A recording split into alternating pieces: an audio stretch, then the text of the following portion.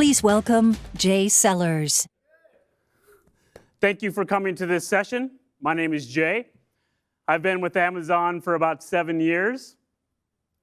Currently obsessed with the programmatic listing experience at Amazon. Born and raised on a farm in Clarion, Iowa, currently living in the desert of Phoenix, Arizona. Woo! Love the outdoors, love sports, love to travel. Love spending time with my wife and my 3 little bunnies. Kids. Like to tell jokes, like to have fun. And like as a father of 3, I got a lot of really bad dad jokes. All right, you guys want to hear one? All right. Okay.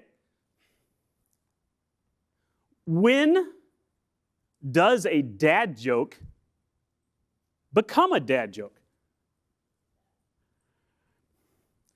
It's when the punchline is apparent.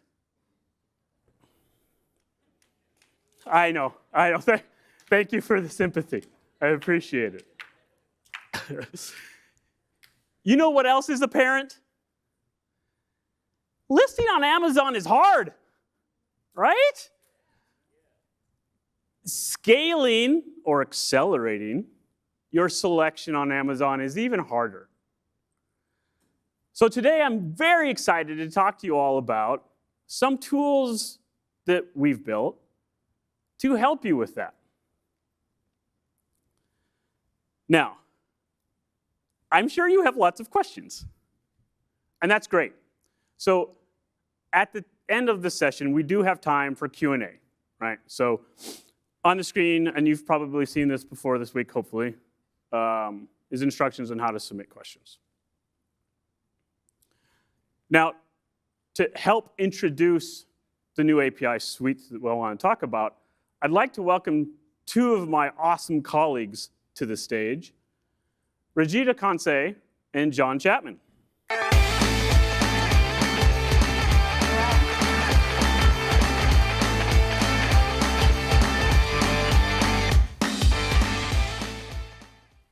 Wow, Jay, I did not get the memo to wear pink. Anyway, hi everyone, I'm Rajita, Senior Product Manager here at Amazon, working on programmatic listing experiences for the past 1.5 years. Overall, been at Amazon for 6 years now. I'm pretty sure Jay lost a bet. But I'm John Chapman, Senior Engineer in the listings experience side of the house, and been here about 7 years. Super excited to show you what we've been working on today. Well, okay, I know you guys are both super excited to talk to our sellers about what we've built, but first, let me address the elephant in the room, the bunny. We want to start off by saying, we're sorry. For over a decade, you, our sellers, our customers, have been forced to try and figure out category XSDs and like how to use them and how to scale your listings with them. We hear you, and we agree. It's super hard and frustrating. You know, it's kind of like hearing you get an opportunity to talk at a major conference in front of tens of thousands of your customers, and then being told, you're going to do it in a bunny suit, when you really wanted to wear a sport coat. So, while I go backstage and get out of this ridiculous costume, John and Rajita are going to jump into how what we've built is going to help you, our sellers, get out of the category XSD bunny suit too. John?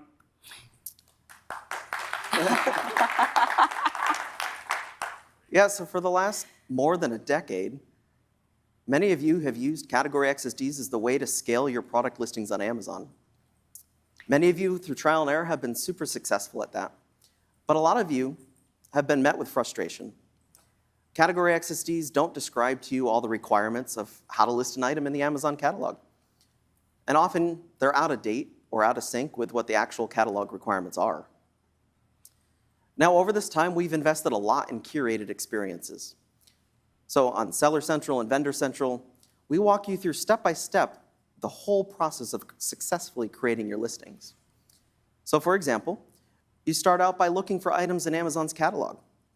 And if you find the item you're looking for, we help you create an offer on that very quickly and easily.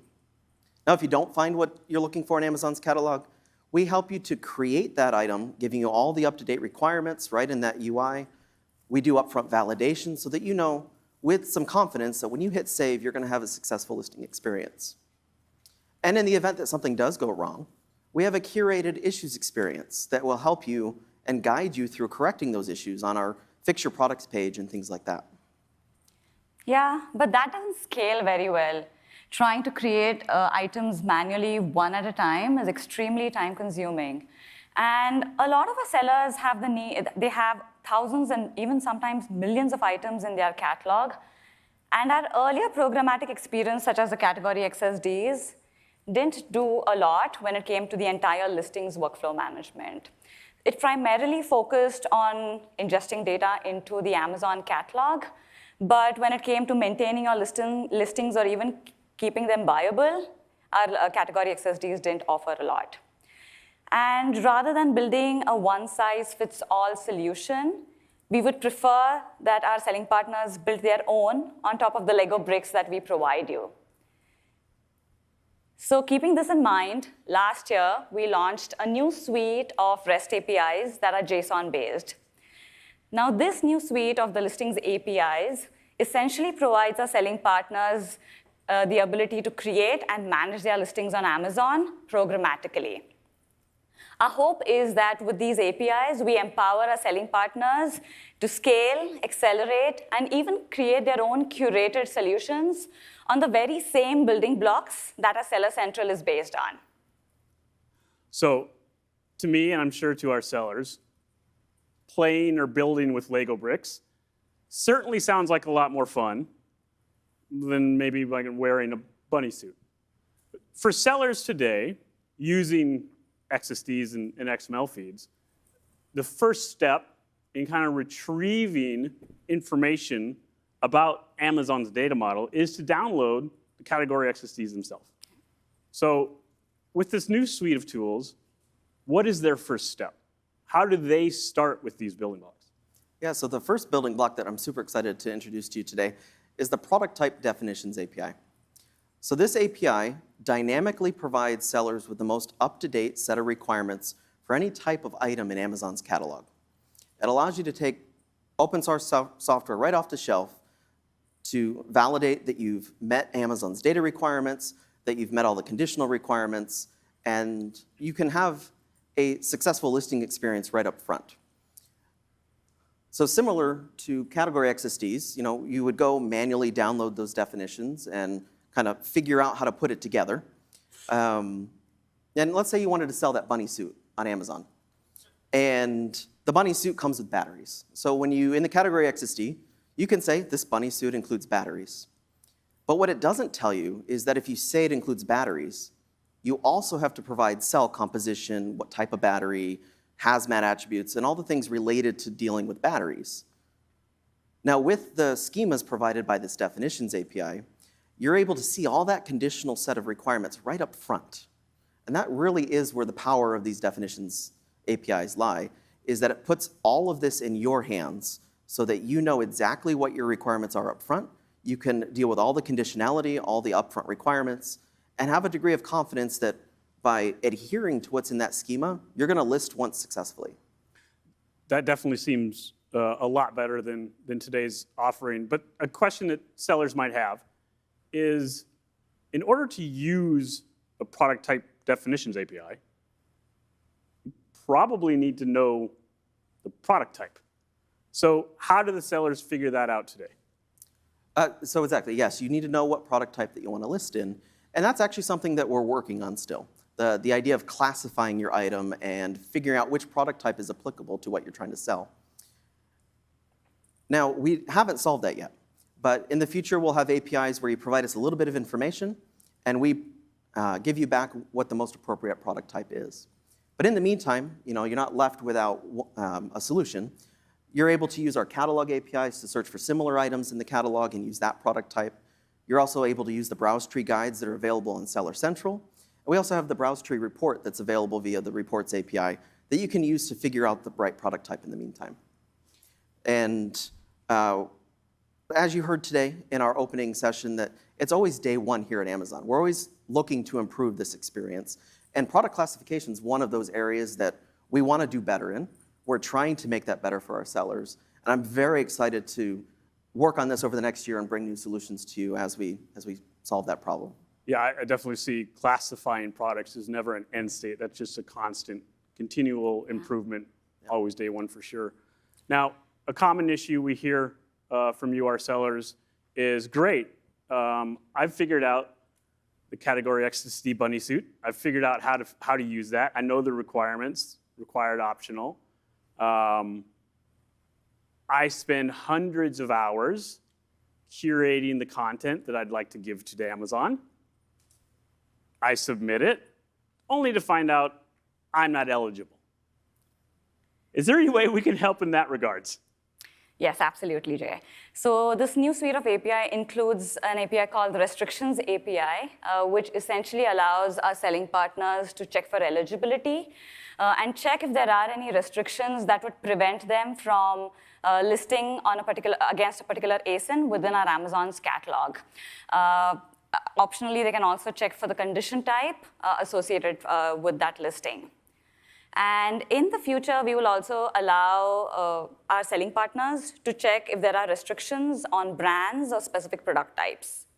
So if they find that they're restricted, what actions can they take? Yeah, absolutely. So if our selling partners find out that a certain category or a certain ASIN has been restricted, there are instances where they could submit a request for approvals. And if that's the case, our API would return that information about the path forward along with the restrictions in the same call. Yeah. So starting to see the power of these building blocks. We've talked about how you can upfront find out the definition of your product, the requirements. We've talked about upfront capabilities to check eligibility. So now let's say our sellers have the content ready. They wanted to submit it to Amazon. Today, they're used to the submit feed bunny suit API. What does that look like tomorrow? Like, how do they take that content and give it to Amazon? Yep. So we now have the new listings items API to do this. This is a very powerful API. Essentially, the listings data that is submitted through this API will have the same schema format that we provide through the definitions API that John just spoke about. And there are a few key features that this API offers. The first one is trying to create a listing in a few different scenarios. So for example, say you are a brand owner or a manufacturer and you want to create a full listing, a new item in the Amazon's catalog, and you want to provide us the product facts, such as the item name, the bullet points, even images, as well as the sales terms, such as pricing and inventory. You can get that information through the definitions API and submit that through. But say you are a reseller and you want to list against an existing item in the catalog.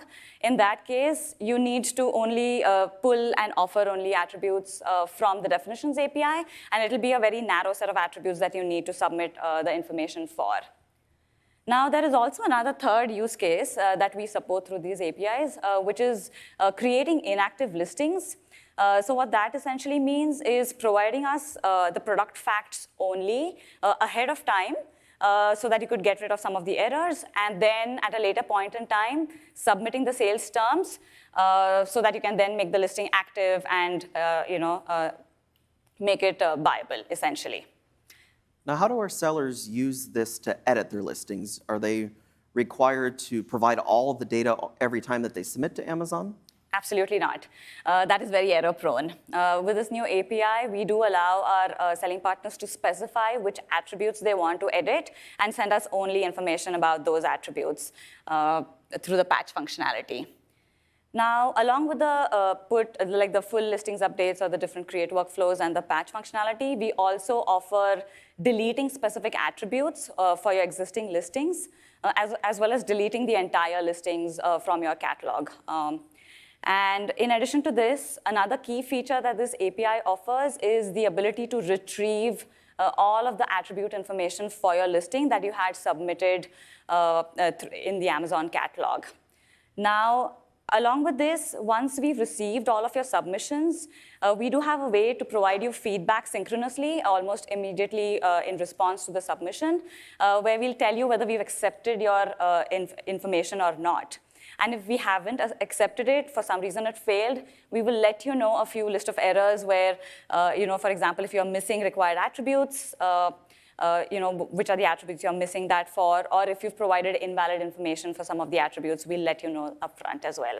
So I think all in all, this API is quite powerful and provides a lot of key functionality in comparison to the earlier category XSDs. Yeah, that sounds awesome. I think one thing that kind of came to mind that, we have many sellers today using and working in a bulk kind of forum. So for those sellers, did they just hear that bulk is no longer available and they have to submit like product contributions one at a time? Absolutely not. We still have a bulk functionality. So we've launched the new JSON listings feed, which, as the name suggests, it's JSON. It's a JSON feed, and it adheres to the same contract and supports the same schemas that I mentioned as the listings items API. So this new feed can still be submitted through the submit feed, and our selling partners can continue using bulk features. We do recognize that there are varying use cases where certain selling partners want to do bulk processing with after-hours reports, and they still can continue doing this. Yeah.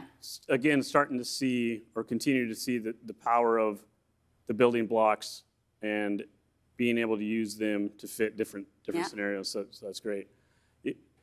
I heard you mention a synchronous response. Which is fantastic, but I think our selling partners know that things don't always fail at a point in time.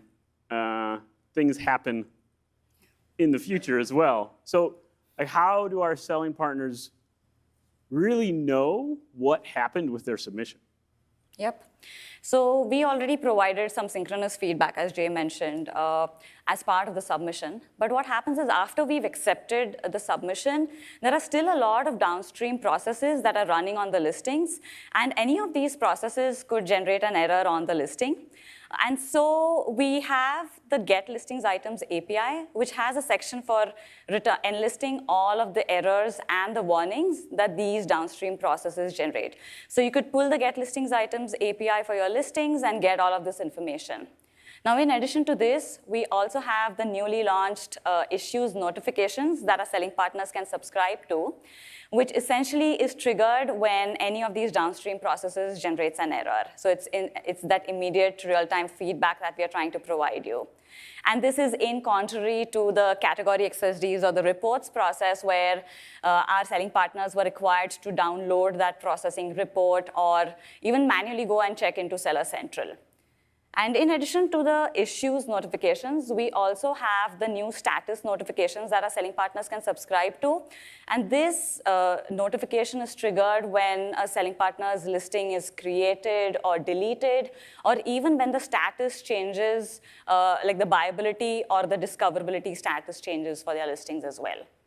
So I think all in all, we have developed a lot of those feedback mechanisms compared to the earlier versions of our programmatic listings. Got it. That seems fantastic. And another theme kind of picking up is enabling the migration from sellers having to poll continuously for information, where now they can subscribe and we can push to them when things happen. And so you mentioned issues and status. Mm-hmm. Are there other kind of event-based notifications that selling partners could use? Yeah, absolutely. So for all of the building blocks that we're talking about today, all the APIs, we're building a suite of notifications as a way to know when something about those items change. So you're not continually polling an API to know when an issue's been generated or that something has changed on an item. So for example, with our definitions API, schemas on the Amazon catalog change frequently. And so whenever there's a new version of the schemas available, notification is published that you can subscribe to, triggering you to go refresh all your schemas and make sure you're still meeting Amazon's data requirements. It also is the best way to keep up to date as we launch new product types. We also send that notification in those cases. For another example, we have our catalog APIs, which is how you retrieve information about items already in the Amazon catalog. And particularly for brand owners, we have item content change notifications. So if you really care about the title changing, the bullet points changing, or the images changing, because you really want to maintain the content on that detail page, we have a notification for that so that you don't have to manually pull for that every day. And by another example, we have a notification that when the product type of an item changes, you'll get that notification so that you can either pull the latest schema, make sure your item is still meeting data requirements, but also if it changed categories, your fee structure might change. So whether you just need to be prepared for that or you need to take action to correct that, those notifications can drive those actions. Oh, I see that. So, and earlier we talked a little bit about the definitions and the classifications. So this notification could inform a seller to go get a new definition for that product. Got it. So, and again, I mentioned that today the sellers are accustomed to pull mechanisms for getting issues. And so tomorrow? So they'll listen to these events as a way to trigger the next action. So whenever an issue is logged, they'll use that as a way to move on to their next step in the workflow and retrieve it rather than having to manually inspect. Got it. Okay. So we've talked a lot about individual Lego bricks and the power that each one of the bricks provides on their own, which is fantastic. But when I build Legos with my kids, it's not necessarily every little brick that's fun and important. It's like putting them together and creating things. So what are some ways that sellers could use these bricks, put them together? Yep. So how our selling partners choose to use or not use each of these building blocks depends entirely on them and their use cases. So for example, if we take the reseller use case, where our selling partners want to list against existing items in the Amazon catalog, these are some of the steps that they could take on integration.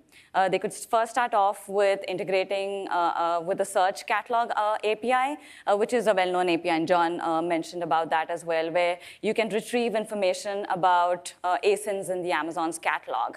This will help you identify exactly which ASIN you want to list against.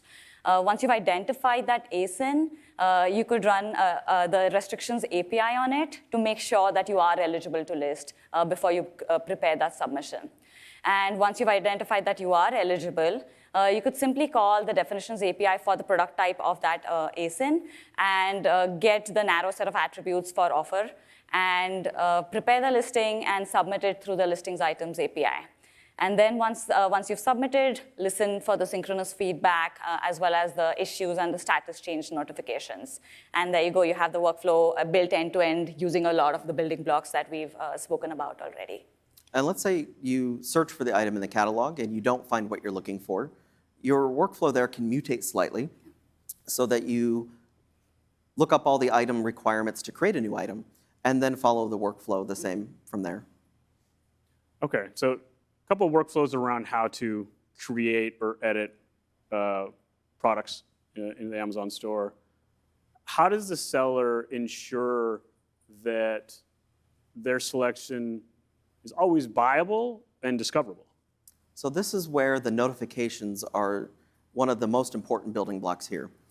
They are how sellers are going to stay informed on issue changes, status changes, category changes, catalog changes, so that they can drive the next steps in their workflow. We're encouraging our sellers to build event-driven workflows rather than manually checking Seller Central every day or having to manually walk the digital aisle, so to speak, where you go to every detail page that you have a listing for to make sure that the content's correct. You can use these notifications as a reliable source to know that that content has changed and then trigger the next step in your workflow. So if you don't receive a notification that this item has changed, it probably hasn't changed. And so when you receive those notifications, then you can take your next action. So as an example, let's say you went through the create workflow and you created your new item from scratch. You get the status notification saying that you've created your new item, but you'll also get an issue notification saying that you have a quality issue. You're missing a main image, and so your item is not discoverable. What you can do then is use the APIs to retrieve all the details. You can retrieve from your listing details, the catalog item details, and display that to your content manager. Your content manager can then upload the image, submit that, and then get a confirmation via these notifications that the issue's been cleared and that the item is now discoverable on Amazon. It seems like it's a great way. Sellers spend a lot of time and energy manually walking the detail pages and maybe programmatically walking them as well. This seems like a good option to, again, kind of migrate from that pull mentality and towards a push. Now, feedback we've gotten from sellers, let's see, I've been here 7 years, for at least 7 years. Notifications aren't new. We've had notifications. We've forced them into a certain technology bunny suit, SQS. Right? And so for some sellers, SQS works great. For others, not as much. So with this new notification suite, are we again forcing a technology? So you're certainly not forced to use Amazon SQS as the mechanism by which you receive these notifications. And more importantly, our current notifications, a lot of them are like receiving a fire hose of data. Yeah. So for instance, our any offer change notification, you're getting every offer change notification that happens in the catalog. That's millions of events. And for most people, they don't need all that data. So one of the key pieces to all these notifications is they're very specific to you as a selling partner. So the issues notifications are specific to your listings. The item notifications from the catalog are specific to the items you're the brand owner of, and things like that. Now, from a technology perspective, and this is what's really cool, is that we've invested in using a technology called AWS Event Bridge. Now, you can think of the Event Bridge kind of like this universal bus. We're going to send all the data to this Event Bridge, and then you can send it anywhere that you want. So if you want to send it to SQS, you can do that. You want to send it to SNS or webhooks, or make it call a REST API, you can do all of that. You want to send it to Google, you want to send it to Azure, that's all possible with the Event Bridge, so that we're not tying you to a specific set of technologies. What's even cooler about the Event Bridge, and one of the things I'm super excited about, is the advanced filtering capabilities that it gives you. So even with all the data that's specific to you, it might be a little too much data left as is. So with like issue notifications, for example, if you only care about certain types of enforcement actions or certain severities like errors versus warnings, you can apply those filters and then direct that content to whichever target you want to send it to. That sounds awesome. I mean, that's from the customer obsession standpoint. Again, that's something that we've heard feedback over the years. So, again, empowering and enabling you sellers to do what you want to with those notifications, subscribe to them, don't filter them, send them to certain places, send them to a pager, which we did demo. That sounds awesome. I'd like to thank John and Rajita for introducing the individual APIs to all of us, or the bricks, and walking us through a couple ways that we can put those bricks together to automate, again, the management of your listings and really accelerate. So, no more bunny business, right? With all of these Lego bricks, what are you going to build to really accelerate your selection growth on Amazon? We want you to start building. So here are some resources to help you get started. Right? This was mentioned in the keynote this morning. You guys are special. You know the uniqueness of your business. We know you have ideas on how to solve problems in new ways that we won't come up with. We truly are obsessed with improving the programmatic experience. And we look forward to communicating with you in the future. Right? Together, we have the opportunity to delight our customers by innovating on their behalf. right?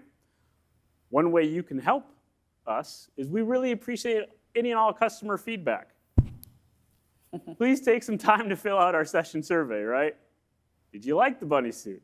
Should it return? Seriously, though, your thoughts are extremely important to us, and they help guide us forward. So thank you. Thank you.